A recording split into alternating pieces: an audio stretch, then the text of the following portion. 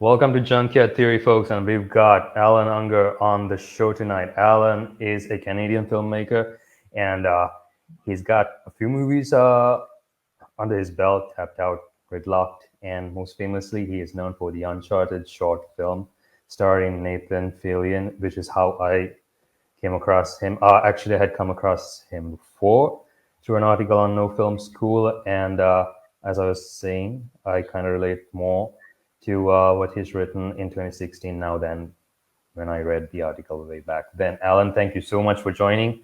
Yeah, pleasure. Ayubowan.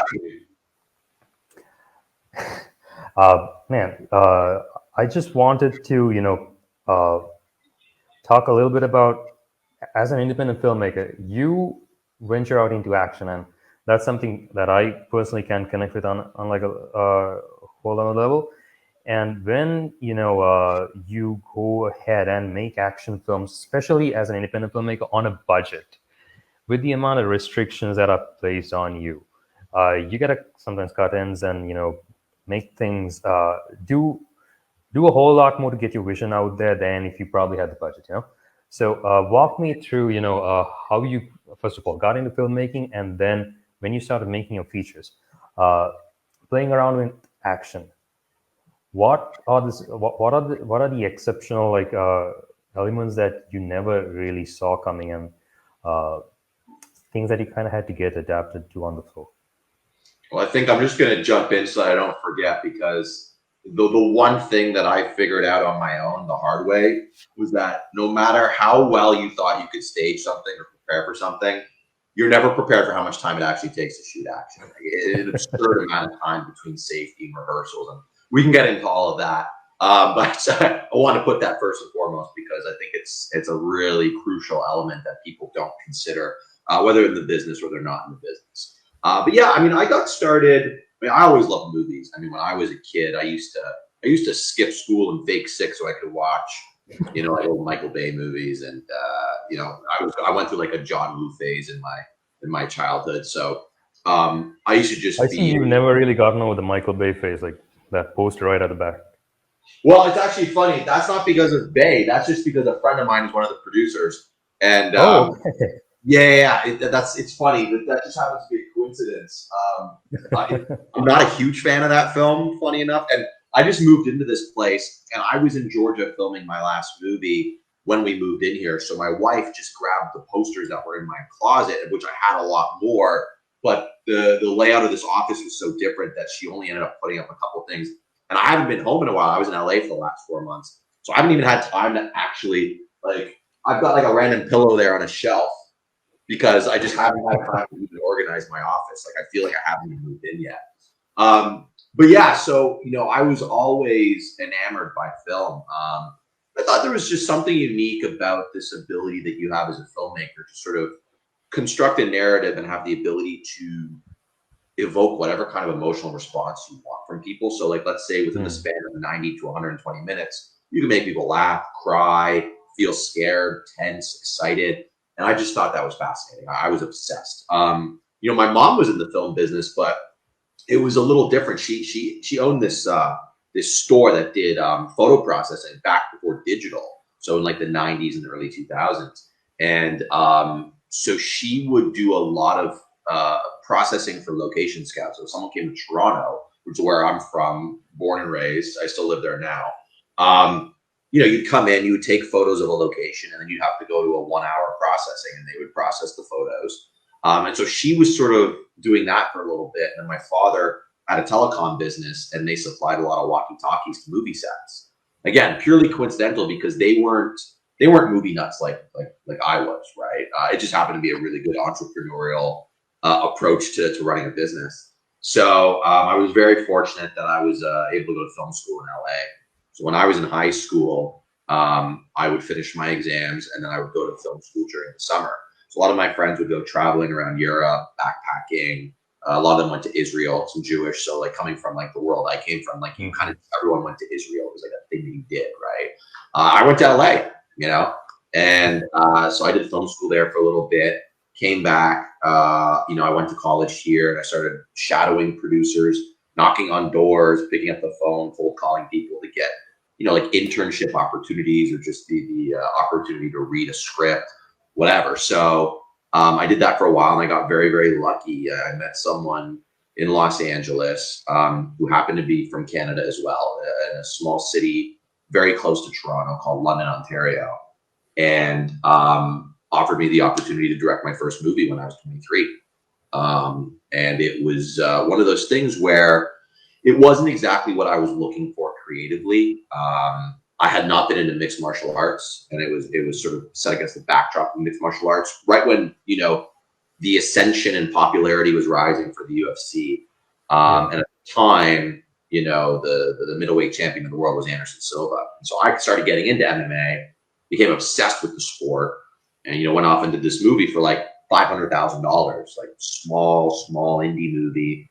But then I got to work with Michael Biehn from Terminator and Aliens, which was really cool. And it was a good experience. I learned a lot. And then from there, I went through this period, because like you spend a lot of your life going, am I going to make a movie? Like, am I ever going to make a real movie? Right. And I say real because, it's like we all have this funny definition of what like a real movie is. And I find myself still saying it even now that I've made a few movies and I've worked with big movie stars and I just finished a $10 million movie. You still say to yourself, like, oh, did I make a real movie? I went through this period where I was sort of like, okay, am I ever going to make a movie again? Am I going to make something I'm happy with? Because, like a lot of directors, we're miserable. We're never happy. We're never satisfied. I mean, you're a filmmaker yourself. You get it. But no, it was a good experience. And then, it opened up a few more doors. A lot of the producers and financiers from that film came back and said, what do you want to do next? So then I was able to do Gridlock, which was really more my style. It was something that I really, really wanted to do. It was like a throwback to the 80s, 90s buddy cop movies, very much a flip on the script of like Lethal Weapon and Die Hard. So we went and did that. Netflix bought the film, became a Netflix film, and it did well, and people really responded well to it. And, we made that movie for like $2.5 million. It was a small film. But that's where I really learned this is where I cut my teeth on sort of action, if you will, because it was a lot of special effects, a lot of practical effects, which is why eventually I was asked to write the article for No Film School, which is where you would have gotten familiar with me, I guess, for the first time. And, I learned that, there are ways to do action on the independent level for less money. You just have to be really strategic and smart about your planning and knowing and accepting ahead of time that you're probably not going to get 60, 70% of what you want. You know what I mean? So you kind of already have to be making these concessions in your mind. And so what I like to do is I'm always thinking, what's a popcorn moment? Like I call them popcorn moments. So it's like, if you've got a big action set piece that you're making and you got all these really cool ideas, but you can only have one or you can only have two, you got to prioritize those and say, I'm going to get that no matter what. But then this cool little gag or stunt that I want to do here, if I have time for it, I'll squeeze it in, but knowing that I may not get it, the other ones are my popcorn moments, right? So yeah, that I'd say that movie taught me more than my first movie taught me. Because in my first movie, I mean, I was still like a kid, right? I mean, I thought you think you know everything, you think you've got it in your mind, but you have so much more to learn. So yeah. Yeah. About those popcorn moments, it's essentially like you kind of build your way up to those and say you don't necessarily have time for everything you plan. You prioritize those popcorn moments over something else, and something essentially goes into the trash at the end of the day. As in, I'm talking about shots that you plan, shots in the shot list. And when you are essentially kind of trying to decide which ones do go in the trash, which ones don't necessarily make ever get shot, how do you kind of decide on that? Because essentially you are, in your article, you mentioned that you approach action first and foremost with the character and the story. So you are trying to tell something, Yeah. So it's a process of elimination. And I think it comes down to not just when you cut action, but when you cut anything in a movie, because you will never get everything. Anyone who says they get everything is a liar. I can't swear on this podcast, so I'm not going to swear, but they're full of bull. Okay. Actually, you can. It's pretty unfiltered. So no, I'm Canadian. I'm supposed to be coming off as like polite and so I can't swear. But so is Deadpool. Yeah, he's a little different. He's earned it at this point. I got some time to go. I got a little ways to go. Yeah, I think it always comes back to character and story. So if you have a beat or a stunt or a gag that has no sort of affiliation with or no bearing on what's going to happen narratively or a character's arc, it's easy to toss in the trash. But then if you are, let's say you're doing an action sequence and at this point you're just trying to do some really cool stuff, whether it's like choreography or a special effect, and all the stuff you're doing just happens to not have anything to do with the narrative and it's just about like a trailer moment, then I think you gotta have to eliminate the stuff that is like more overcomplicated or might end up needing to be done on multiple takes. Because very often, like, you know, especially on an independent movie, you know, I have never done a car flip. I was supposed to do a car flip on a movie a couple of years ago, but I've never, you know, you will be told you can only do it once, right? So get it right. You know, with blanks and squibs and other sort of like pyro, you got a few shots at it, but like if you're like, I mean, Gridlock was one of those things where I was very lucky. We had 32 days to shoot it, which is not the case anymore for a lot of movies being produced in North America. What's happened is a lot of the movies, the budgets get bigger, but the production budgets, the below the lines, get a lot smaller. So your money that is going towards cast, producers, director, writer, all that kind of stuff ends up being so ballooned right now that the below the line just kind of gets axed. And so a lot of filmmakers now are ending up with a lot less days to do it, which is why the last film I did is not even an action movie, it's a drama, like a true crime drama. So I found that it was a lot easier to make because I didn't have special effects or stunts. You know? Gotcha. And something that I really, something that really stuck with me on your article, I keep referring back to your article because it's something that I think any independent filmmaker, whatever genre they're invested in, you know, it's something they should go and read. So probably gonna link, you know, the article in the video. So do go check that down below. I'm glad someone read it. I'm glad someone read it. When it's up there on the internet, it's gonna stay there forever. So, you know, essentially, I think whatever you put up on the internet is part of your legacy too. Yeah, well, that's why you have to take what you do so seriously. I always say to people on a set, I gotta live with this for the rest of my life. This is part of the history books, not in terms of like it's ubiquitous. Maybe no one will see it, but it lives forever, and you have to be precious about it to some degree. 100%. Go ahead. Yeah, you mentioned specifically that independent filmmakers, like even if you are a director, you kind of got to think a bit like a producer. Yeah. Talk to me about that. So, look, there's a lot of filmmakers that pride themselves on being artists, which I do, by the way. But at some point, you have to understand that it's a business at the end of the day. It's called the movie business, the film business. Like it's show business. Yeah, show business. And so there's considerations that have to be made. And so I find that you could be better equipped and better armed to problem solve and get through the day, if you will, when you're able to put your thinking cap on as a producer and kind of understand the fiduciary responsibilities, the parameters that you're sort of confined within.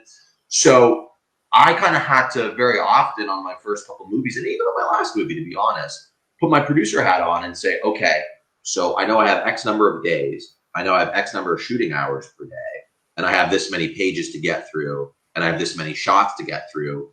At some point, basic math, it doesn't add up. So you got to figure out how you're going to get around it. But also, as a director, if you really want to fight for something, if you really want to fight for a moment or a shot or a location, you have to then say to yourself, well, at the cost of what? Because if I want to shoot this segment and I want to, frame it this way and I want to get, like this kind of coverage, but I only have, the ability to do that for 4 hours in the morning and then it's lunch or whatever, you have to say to yourself, okay, how can I actually get this done? And even that goes back to prep. If you're location scouting and you're like, I really want this building. And then they say to you, well, here's the problem. You can't have this building because either it's too expensive or, we have to hire extra security or we have to, pay for more permitting and parking. usually a lot of directors are just like, figure it out, get it for me. But I'm always like, okay, let's say I do want this. Here's how I can solve it, guys. What if instead of, we shoot here 4 hours, we shoot here 2 hours, and I just cover it this way, but then we can bounce over here, and I can also use this location as the other location in the script. And this way, we actually end up staying here longer and getting more of what we need instead of, doing a unit move or whatever. So you have to just be able to put your thinking cap on and understand, that there's a lot of moving pieces and parts to the whole machine that you need to tackle. And so sometimes you can't just be thinking about it creatively, you have to be thinking about it logically and practically. That's so true, because I think with the years, as the years go by, with technology democratizing filmmaking, I think this case is like so true now than it was like maybe like a couple of years back. If you are a filmmaker, essentially you have to put on your producer cap on at some point and get some, go and get it. So problem solving, that is pretty much like the key word in filmmaking, and every single guest, no matter what department they're in, has always uttered. It's trench warfare. Like that's what movies are. Filmmaking is trench warfare. 100%, yeah. And you just have to figure out how you're going to get through it alive. About the Uncharted fan film, I don't necessarily like the term fan film because it's so well made. Yeah, I mean, look, I have to do that legally. It was a last minute decision. The film had sort of been ready to be launched, and then at the last minute, I was like really nervous about what could happen in terms of like copyright infringement. So I spoke to a lawyer. I mean, I've been speaking to lawyers throughout the whole process, and figuring out what the disclaimer had to be. And originally we thought with the disclaimer at the head of it, I didn't have to say fan film because it was obvious that there's no affiliation and there was no monetization. But just as like a cherry on top to protect me and cover my ass, we put fan film. But yeah, definitely the funniest notion of it all was when it kind of hit the internet and sort of blew up. A lot of bloggers, critics, journalists, people online were like, "This isn't a fan film," and I was like, "Yeah." Anyway, I appreciate that though. How did this come about? Because this, I think it was released in 2018, and there were like a few other short films based on existing IP which weren't necessarily affiliated. There was no affiliation, just like the film that you made. So I think Mortal Kombat had a short film, Kevin Tancharoen did it, and Adi Shankar did one with Power. Yeah, Dan Trachtenberg did Portal. Yeah, there was Mortal Kombat. There was Portal. There was Dirty Laundry. There's and Power Rangers. Yeah. So there was a string of films that were kind of coming out, and the audience reception was like phenomenal. People really, really loved it. I remember watching all of these, and then when it came to Uncharted, I was like, okay, so finally we're kind of getting into that place where we'll be seeing a proper feature film based on existing video game IP.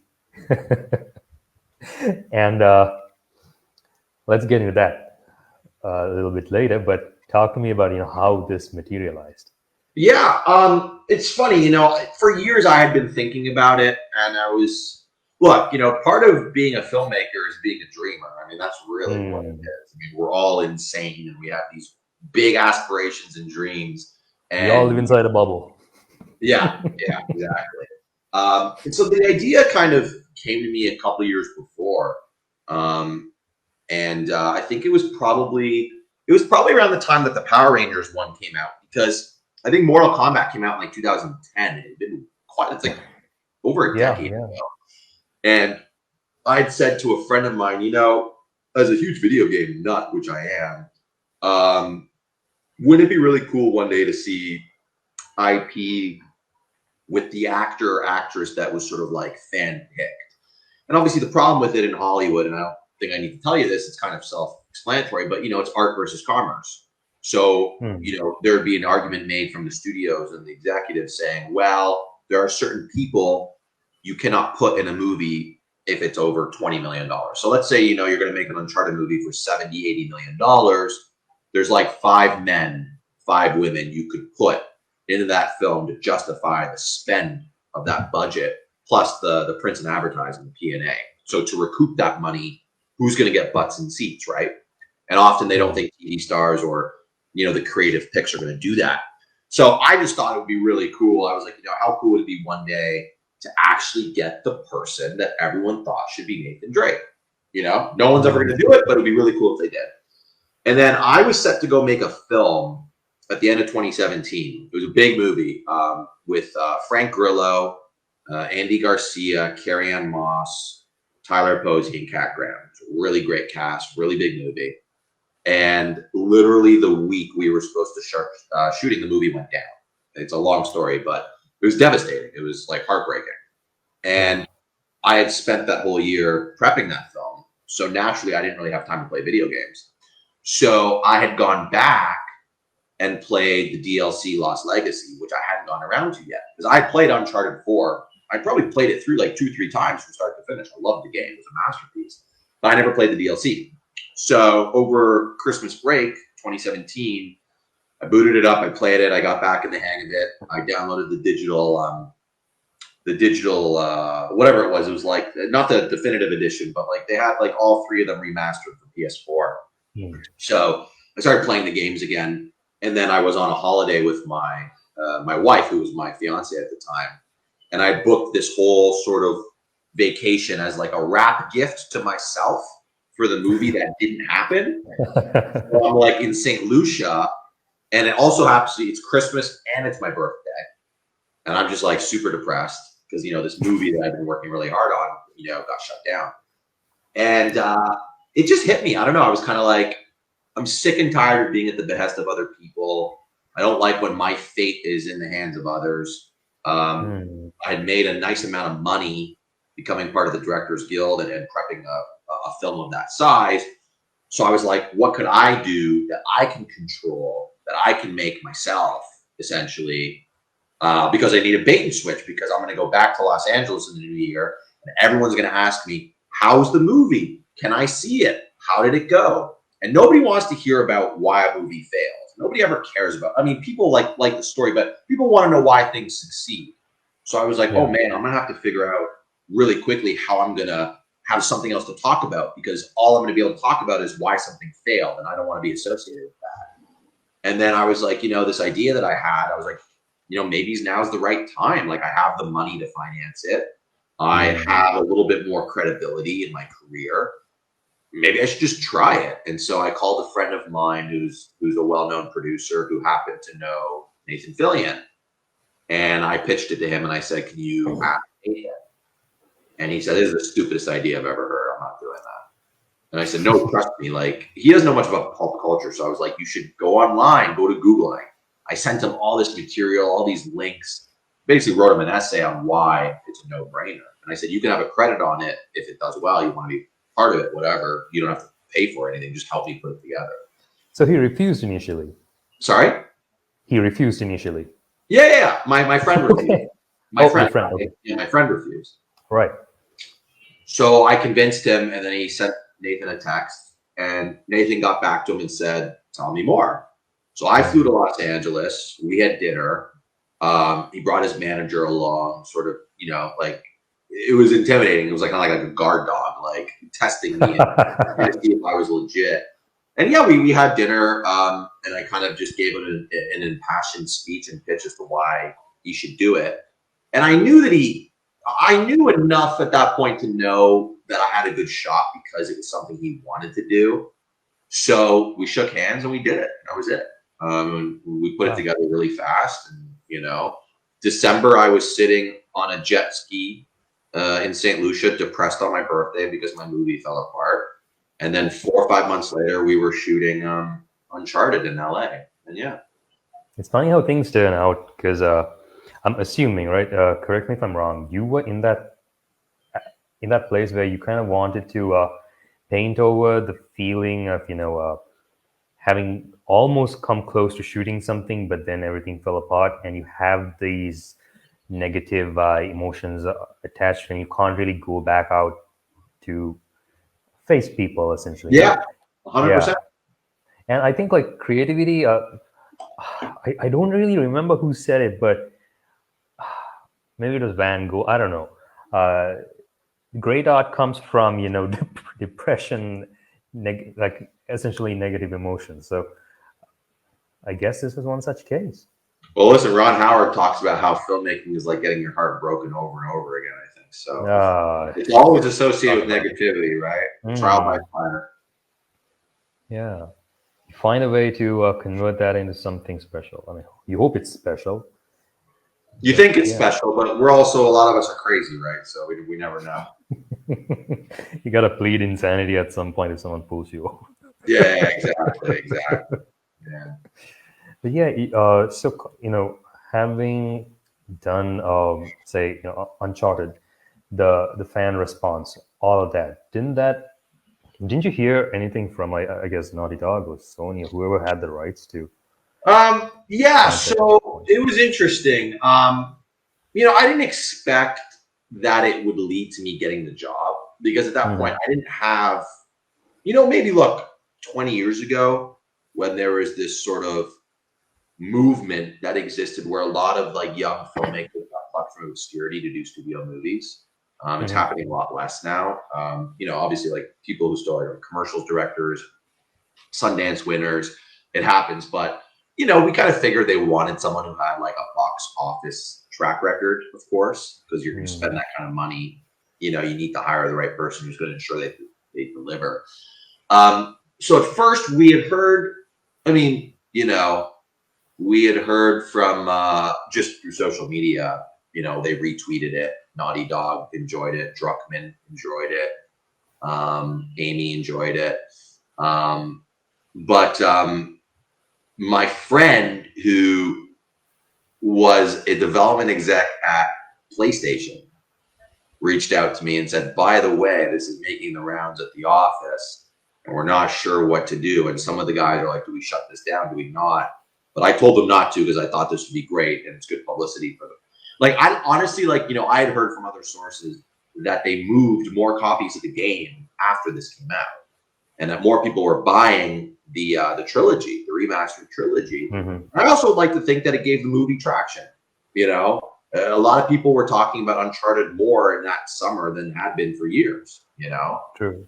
And so, you know, I ended up taking a meeting with the Arads, and I ended up taking a meeting with Atlas, who were all producers on this film. And they were all very complimentary, and they had said, you know, you did a great job. Obviously, we're not going to hire you for the movie. You already know that. I said, yeah, I'm not expecting the job, but, you know, it's totally fine. And that was it. You know, it was very cordial. Everyone was very polite and respectful. Yeah, I don't know.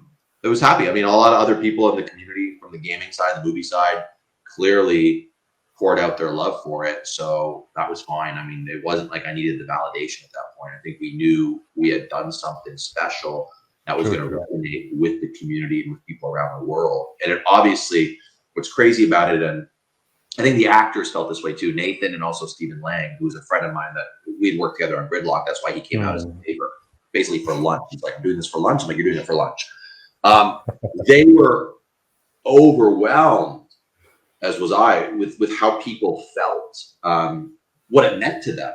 You know what I mean? It's like you've got, you know, the thing about gamers is a lot of gamers are introverted. A lot of gamers feel like they can't be who they want to be out in real life, you know, and it's easy to be an avatar. It's easy to have your group of friends on Discord and sort of just live in that space. And, you know, maybe you're shy, maybe there's all kinds of things, you know. I know gamers who became successful film screenwriters, directors, who used to say, yeah, I came from a broken home and gaming was an escape, or hey, I was depressed, I was bullied in high school, I played video games to get me through it. So it's interesting how much these kinds of things mean to people. And when this came out, you start to see all these, you know, men, women, people around the world just saying like, I've wanted to see this for so long. It was kind of like a dream of mine, and you made it come true. There was something magical about seeing that character that I identify with, that I relate to on not the big screen, but, you know, on the silver screen, being personified by like a real person that I thought in my mind was suited to play this part. And it was incredible. It was crazy. Yeah. So with the games, which obviously had like a big mythology by the point you did this little adaptation, how did you decide? Okay, we're gonna pull these elements and end up creating this story because you have so much to draw from. How did you narrow it all down? Honestly, I didn't want to rehash one of the plots from the games because they did it so perfectly. It would be a disservice. Honestly, it would be disrespectful. So me and Jesse Wheeler, who was my writing partner on it, we kind of played through all the games again. And I just said, what if we had it take place between one of the entries, 2 and 3, 3 and 4? Maybe we should do it between 2 and 3 because he loses his ring and his necklace at the end of, I think it's at the end of 3. And so, we thought it would be really cool to make it feel like it could have existed within the canon of the franchise, within the mythology. And also knowing that we were going to have a super limited budget, I was like, how do we do this in such a way where we don't have to blow things up and have him scaling walls and climbing a palace or whatever? And so we kind of just wanted to tell a story that felt somewhat contained, but was very much coming from a place of character. And it was really what it was a showcase for Nathan to be Nate. And I think a lot of people wouldn't have cared how that was done, whether he jumped off a building or not. So we kind of just came up with something that felt like it was at the end of a journey and the beginning of a new journey, kind of like a prelude, a prologue to a new adventure that would be the start of a new game, essentially, or a franchise, the film franchise, if you will. But yeah, I mean, that's kind of what we talked about. That's interesting. And a bit of a controversy. I don't know. I don't want to push the topic into controversial waters, but what do you think studios kind of get right or wrong when it comes to the feature film adaptation, the studio? Oh man, I used to answer this question a lot more. It's been a minute. Look, I think that there's two things that gamers take away from a game that they play, at least in my opinion. The first is the character. Are they identifiable, relatable? Do they represent something that you identify with? Yep. And the second thing is the world building, the elements. What makes that world in the game unique? What makes the game unique? What makes it magical? And so very often I find that Hollywood has not been able to do any of that really well. And it's getting better. There's improvements. Obviously, I think The Last of Us will be great. Craig Mazin's an incredible filmmaker and writer. Chernobyl's one of the best miniseries I've ever seen.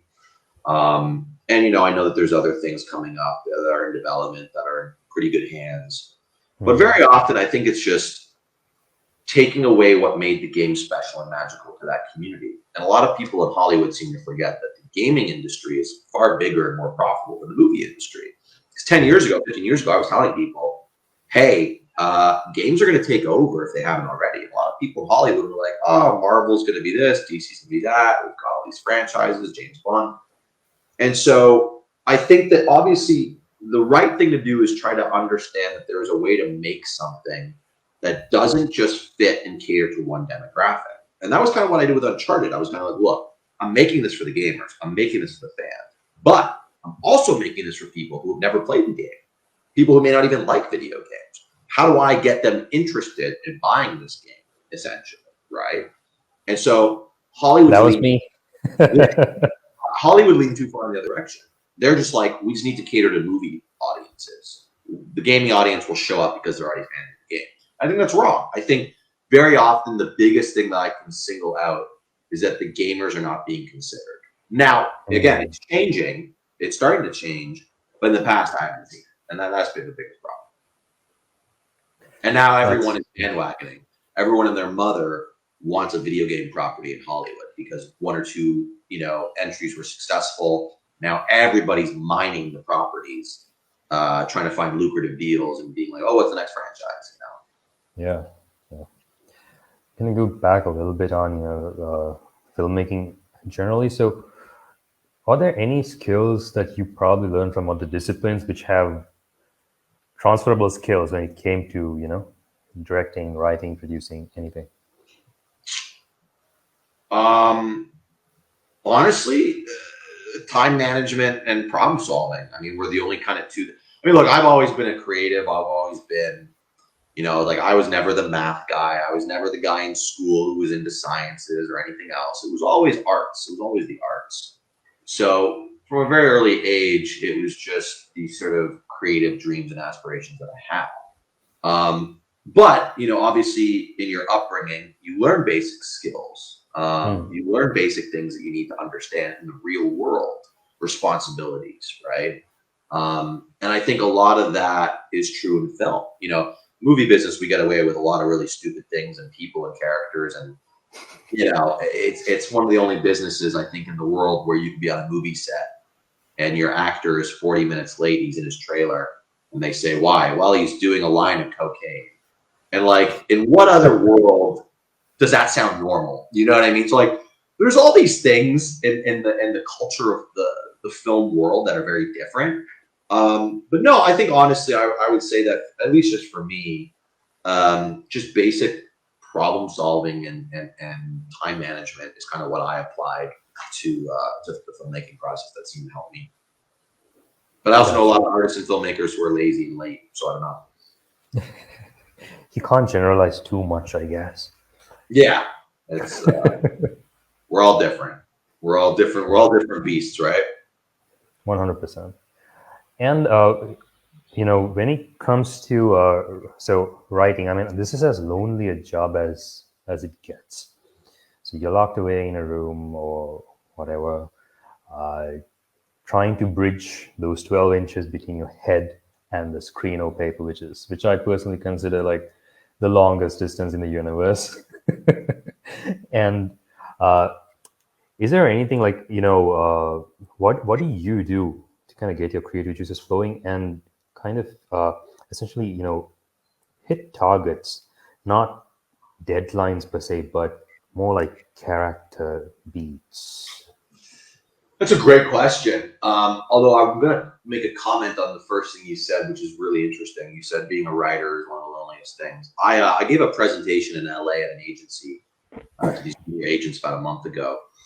And what I said to them was being a director is one of the loneliest things. And they were very confused by it.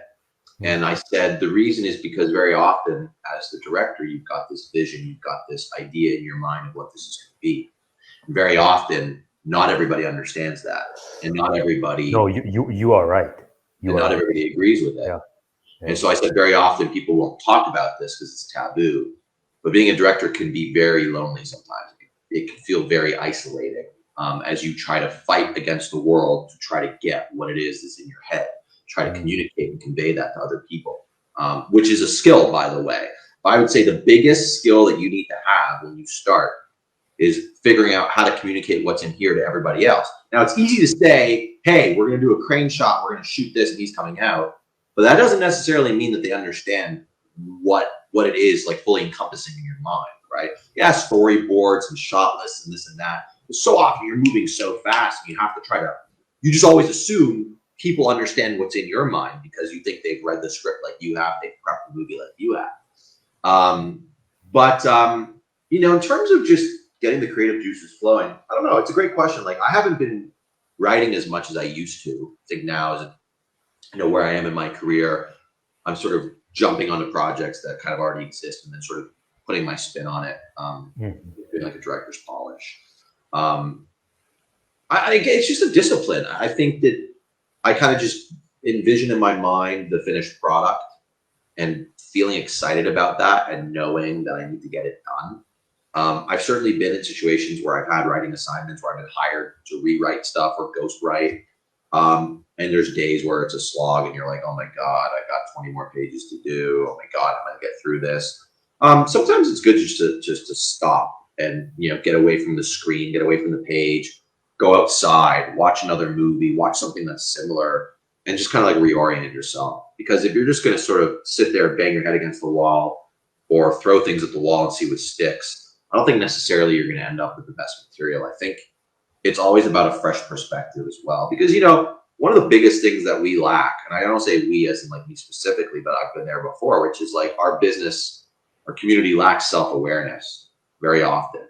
And you can attribute that to certain people who just don't have the self-awareness, or you can attribute it to artists who are so deep in the recesses of their not only minds, but their pages, their scripts, their projects, that they've got tunnel vision at that point. And they don't even know if it, even how often does a filmmaker say that they're so deep in it, they don't even know if what they're making is good anymore. We've all been there, right? And then you got to just rely on your gut and your instinct to hope that you've strung together something decent that people are going to like. So yeah, I use that to motivate me. I kind of just think about the end product and the exciting sort of emotions that I feel that come with that. And it kind of gets me through it. I really like what you said about self-awareness, because this is something, not just in filmmaking, but I think something that people today in general have, I guess, less focus on. What do you normally, what practices would you recommend a filmmaker to, I don't know, practice or do in order to kind of maybe reflect on things that they've done and essentially improve on their craft?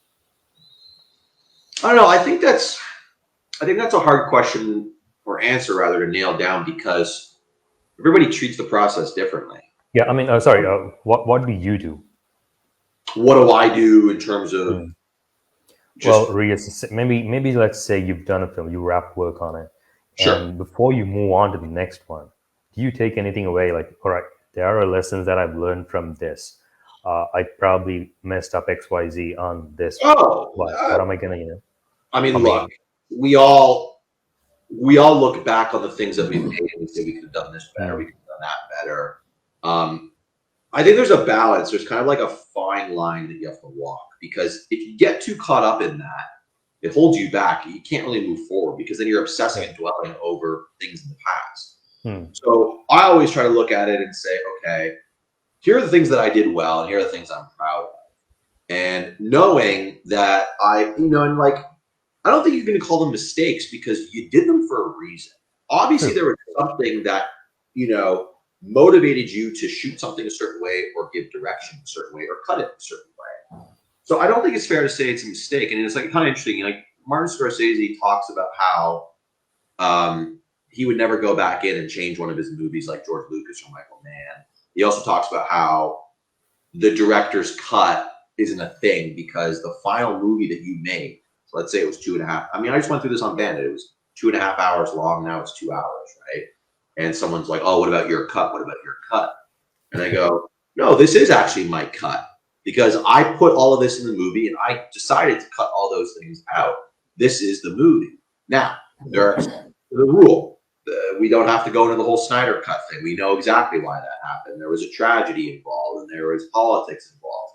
But, I think it's really interesting. Yeah, I don't know. Look, there's two sides to the argument. I think you could say that George Lucas going back and tweaking parts of Star Wars is a very mature way for him to sort of like go through his own therapy of the mistakes he thought he made, and he can go back and fix them, right? Or, oh, we didn't have time. That sound effect is terrible. I'm going to go back. I'm going to fix that sound effect, right? But, and Michael Mann's the same thing. Like Michael Mann recolored Thief, I think. And there's like 2 or 3 versions of that film. If you haven't seen it, you should.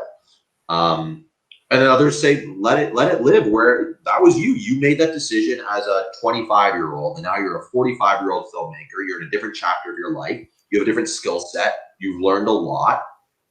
Leave that where it is so you can continue to learn from it. You know what I mean? So for me, I don't often go back and look at my old work. Uncharted I did, because it's so short, and because it's like the one thing I've done that I'm like just unanimously happy with across the board. And I know the kind of joy it brings other people, and I like to feel that again. But I don't go back and watch it and say I should have done this or I should have done that. I really don't. And I try not to, because I think it then just consumes you, and the lessons that you've learned, you can take away when you finished it and you're still in it when the movie's coming out. And then that chapter's closed and you got to move on to the next chapter. I think that's solid advice across the board when it comes to pretty much any discipline. Like, live in the now.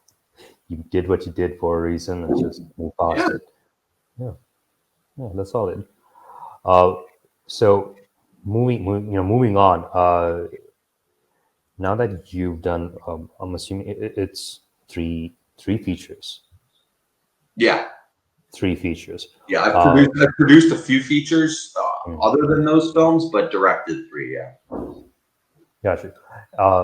Having directed 3 features and produced some others, acting solely as a producer versus directing, like the disparity or the differences between these two. How would you weigh them? Like when it comes to, I would say maybe the primary thing that comes to my mind is like stress levels, obviously. But I was just talking with someone about this. It's funny that you asked. sorry. I was just talking to somebody about this. Okay. Yeah. So let's take into account stress levels as well, and also I guess like with those 2 designations, the other responsibilities that come in and like handling you are on 2 levels of the hierarchy. Yeah. How, the people management aspect. It wouldn't be fair to say that producing is easier than directing, because they're both incredibly difficult to do, and if everybody could do them, they would. Producing comes with a lot less emotion, I find, at least for me. As a director, you get very emotional and protective over these things. And as a producer, I think you're just sort of trying to practically apply logic to situations and put fires out. You know what I mean? I would say it is far more mentally exhausting. At least, and again, having gone through this, because I'm gearing up to produce a film right now that I'm not directing, and I've produced 2 others that weren't the 3 features that I did. I think I'm able to catch my breath a lot more as a producer than I am as a director. As a director, look, some of the responsibilities are the same. Getting the movie done on time, on budget, and delivering something of quality is the responsibility of a director and a producer. But the producer is not sitting there talking to the actors. The producer is not sitting there thinking about all these shots and all these things that the director has in their mind, how they're going to string it together. So I'd say my stress levels specifically are down as a producer compared to directing. When I'm directing and producing, that's just a cause for that's bad news. Like that's astronomical damage. It's astronomical damage, which is kind of what happened on my last movie. But yeah, I think there's just a different process, different responsibilities. The director always has to be on the set. The producer is wandering back and forth to the production office, making calls and doing all these kinds of other things behind the scenes. That's the thing, is like the director should be insulated to a certain degree, that they don't know that we're about to lose that actor. They don't know we're about to lose that location. Producers behind the scenes trying to prevent that and should ensure that the director can stay focused and do their job. So sometimes I like that, because as a director, I don't have to worry, pardon me, but all those things happening. I get shielded. Nice. So you have this is a question that kind of pops up very often, and I think it's the frequency at which it pops up now is kind of like reducing also. But with the pandemic, like the entire filmmaking landscape, most of the distribution landscape started changing. With theatrical and streaming and all. It's funny. It started to change a little bit before as well, but yeah. True. Probably the pandemic, I guess, like catalyzed it. Yeah. I guess. Yeah. So where I think it's safe to say that you never know where things are heading. Like it's so unpredictable. But having been in the business for the duration that you have, where do you see things kind of like crawling down? Yeah, I think that less films are going to go to theaters. I think that big tentpoles, franchises, comic IP, whatever you want to call them, those will continue to dominate the theatrical landscape. I think that now that those antitrust laws were squashed about a year and a half ago, because back in the golden era of Hollywood, the studios owned their own theaters, right? Yeah. So I don't know how much you know about this, but Warner Brothers had its own theaters, MGM had its own theaters. So what I think is going to happen at some point is Disney, for instance, is going to own its own. Like you'll go to a Disney compound, theme park, whatever you want to call it, and there'll be a Disney theater that's only showing Disney movies, Disney restaurants, merch, all this kind of stuff. I think we're definitely headed towards that. Whether that's like sort of like the predominant thing that's going to happen with all the studios. I don't know, but I could certainly see Disney doing it. Mhm. And I think the model's going to keep changing. I think people have subscription fatigue right now. There's too many and platforms available. I think we're going to start to go back and see AVOD, which is advertised. So it's like commercials. You know, you got to watch ads at the beginning, like a pre-roll, a mid-roll, watch a movie. And I think that's what we're going to see if people don't want to be paying for Amazon, Hulu, Netflix, Paramount, Disney, whatever you want to call it. I think that we're kind of moving towards that, to be honest. And I'm interested to see what happens. But me personally, I will always be an advocate and proponent of going to the theaters. There's nothing like it. But I think it's, at the same time, it's hard to say now what warrants or justifies a film going to theaters. True. I've got a movie coming out now that I think is great. And I have to sit and say to myself, okay, seeing this on a big screen, it's going to be special for a lot of people. But does it have to be seen on a big screen? Not necessarily. You know what I mean? It's nice, it's preferred, and there's nothing like it. But if it means more people are going to see it and it's going to be available at home, so be it. More people see it. True. I think such was the case with the Northman.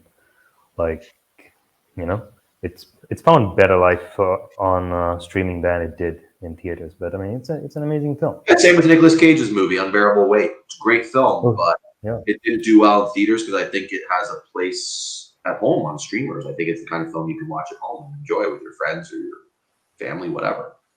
That's very true. But you know, Spider-Man, you're gonna want to see on the big screen. That's so true. Final question: when can we expect Bandit? Bandit is going to be out this fall. Nice.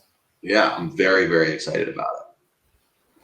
So you're deep in post-production. You just finished the mix. Yeah, we just finished the mix. I'm supposed to get a final copy today of the color and some of the VFX just to review and finalize, and then it gets ready for deliverables to go out to distributors and kind of get ready. I mean, we're waiting on a couple of festivals as well, so you know our fingers are crossed. But yeah, it'll be out this fall, and it's very, very different, I think, from what people might come to expect of me, which I'm excited about because it's unlike anything I've ever done.